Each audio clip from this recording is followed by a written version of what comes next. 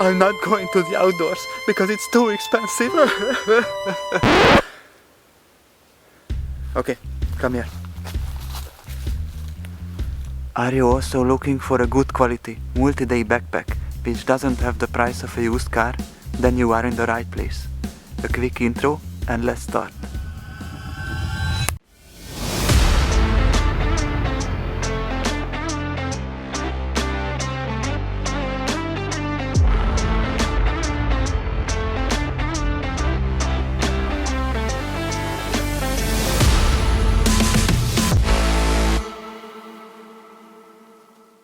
Hi guys, my name is Peter and you are watching Forest Job Outdoors, and what I have for you today is Decathlon's Forclaz Trek 100 70 liters backpack.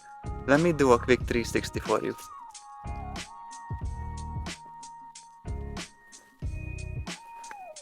I have this backpack since 1.5 years already, and I have bought it by my own money, so I can tell you my honest opinion without any sponsorship. We will go through the features, the pros, the cons, what fits in it, and also we will get to a conclusion at the end of the video. Stay with me and let's go through the features really quick. First of all, let's check the harness system, because this backpack features a really unique harness system which Decathlon calls the Easy Fit system. You can see here that how easy it is to release and to tighten this system. This kind of feature used to be included only in much more expensive backpacks.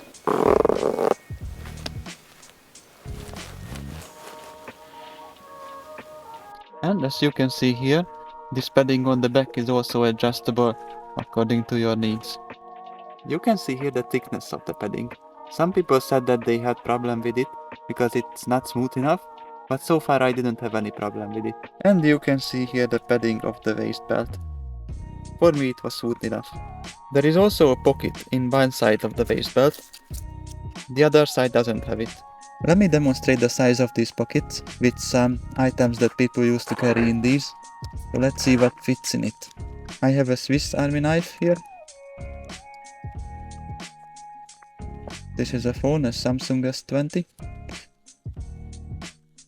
I have a Garmin InReach Mini. And some cordage. The top of the bag features an elastic band on the top and a two-way zipper compartment here. Let's check what's inside. So you can see that this pocket is also really big. Here I have a camera lens, toilet paper of course, this thing, a bug repellent spray, sunglasses, headlamp and the power bank. And we still have plenty of space here. Both sides of the bag features side straps. Let me talk about these a bit later.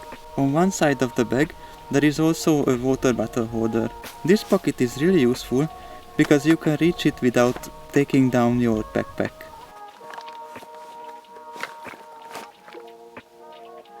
The top of the backpack is not detachable and you cannot adjust it in any way.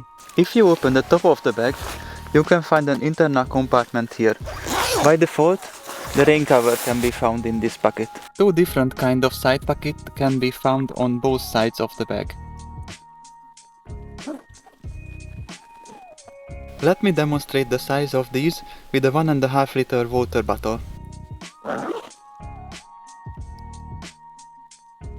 There are plenty of options how you can reach the main compartment of the backpack. One of them is the simple way to open the lid and then you can reach your stuff from the top. Or there is a two-way zipper here. So there is one option to open from the top and you can see the whole internals of your package. Or when the lid is closed, you also can reach your stuff from the bottom because of this two-way zipper. This is really useful. And here you can find the giant bottom compartment, which also features a two-way zipper. So let me open it. There is plenty of space for two summer sleeping bags, which are only here for demonstration purposes, because the weather is so hot currently that I would start to sweat even by touching them. And as you can see here, the separators can be removed so you can create one big compartment inside of your backpack if you prefer that one. As you could figure, there are plenty of space in a 70 liters backpack, but let's see what I have in these main compartments so you have some ideas. In the bottom compartment there is enough space for 2 summer sleeping bags or 1 big winter sleeping bag. There is also an inflatable pillow here, and there are plenty of space left if you want to use it. On the main compartment I have some food, I have a water bottle, a camera bag. This is a box for some additional camera equipment. There is a 3-person tent, and there are 2 inflatable sleeping mats and an emergency pouch, and the bag wasn't fully packed, so there are some space left. Now that you have seen all the features, let's see what I like and what I don't like about this backpack. Let's start with the cons first. If I'm comparing this bag to the ultralight backpacks, then it is obvious that this bag will be heavier, but for the price tag of this backpack I think it is pretty fair. On the other hand, if I'm comparing this backpack to military packs, which are more like compatible, then it is obvious that this bag is less heavier than those, but on the other hand the Mole compatible bags can be modified with additional pouches, and here it is not the case. And my other con about this backpack is it is asymmetric. What I mean about this is that there are some features which are only there on one side. For example, the waist belt pocket, there is only on one side, on the other side you don't have one. And also here, you can see here that the side pocket is much smaller than the side pocket on this side. I know that it is also the case in lots of other backpacks, but I don't really like these asymmetric features. And it is also true for the side straps. As you can see, we have 4 side straps, 1, 2, and 3, and 4, but only one of them, only on one side, has a buckle. I don't know that how many money Decathlon has saved on the remaining 3 buckles, but it is pretty much annoying when you are trying to attach a sleeping pad.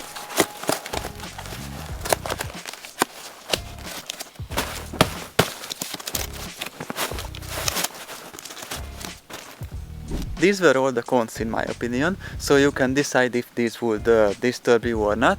And now let's go through the pros. First of all, the value for the money is incredible in case of this backpack, I think, because it has so many features which can be found only in much more expensive bags, and on the other hand it seems to be pretty much durable. I wouldn't dare doing the same durability test with it what I have done with my Savotta backpack, what you can see here. But on the other hand, this is not a normal use case, of course, but I still think that after 1.5 years, this bag is in totally perfect condition. You can see here that I don't have problem with the buckles, with the zippers, and not even with the materials. I can find some loose threads here and there, but this is nothing terrible, otherwise the bag is in perfect condition. And also let's not forget to mention that why I'm saying is that the value for the money is incredible for this bag. The reason is that the retail price of this bag is around 100 bucks. So you can get so many features and so many durability for only 100 bucks. And that is pretty much fair, I guess. It is also important to mention that the ventilation is also pretty good for this bag. You can see here that I have plenty of space between my back and the backpack. This ventilation is not the best, but also not the worst what I have seen until now. And now let's sum up my experience with this bag in a conclusion. Should you buy this bag? If you are looking for an ultralight backpack which is so light that it almost brings itself up to the mountain, or if you are looking for a backpack which can be easily modified, then no. But if you are looking for a backpack which is in good quality, has a good value for the money, and it's also feature rich, and it's pretty much cheap, then I totally can recommend this bag to you. Folks, thank you for watching my review about Decathlon's MT 170 liter backpack. If you want to see my other videos, then click here on here. And now I grab this bag and climb up that mountain. Thank you, bye.